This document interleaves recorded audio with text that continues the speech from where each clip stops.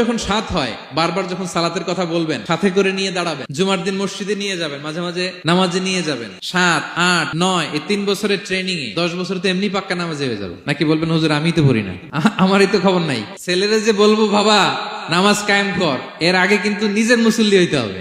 নামাজের ব্যাপারে no consideration, কোনো ছাড় নাই। সালাত আপনাকে পড়তেই হবে যে কোনো পরিস্থিতিতে। এজন্য 7 বছর বয়স থেকে বিশ্বনবী ওয়ার্নিং দিতে বলেছেন। 10 বছর বয়স হলে প্রয়োজনে রূঢ় আচরণ করো, শাসন করো, প্রয়োজনে মৃদু প্রহার করো। অনেক ফ্যামিলি আছে নিজেও নামাজি, ছেলে মেয়েদেরকেও নামাজের কথা বলে পড়ায়। জোহর পড়তে দেয়, আসর পড়তে দেয়, মাগরিব পড়তে দেয়, এশা পড়তে দেয়, ফজর পড়তে দেয় না। ফজর নিয়ে টেনশন নাই। কেন? আমার কলিজার টুকরা সন্তান ঘুমায় হুজুর, কাঁচা ঘুম কেমনে ভাঙাই। যে বাবা মারা মনে করে সকালে কিভাবে ডাকি, উঠতে চায় না হুজুর, কাঁচা ঘুম কষ্ট হয়ে যায়। ফজরের সময় যদি আগুন লেগে যায় আপনার ঘরে, কি করবেন? আরেকটু ঘুমা, কাঁচা ঘুম। দুনিয়ার আগুন থেকে রক্ষা করার জন্য যেমনি ডাকেন, উঠায় নিয়ে আসেন, জাহান্নামের কঠিন আগুন থেকে বাঁচানোর জন্য ফজরের সময়ও ডাকার দরকার আছে না নাই?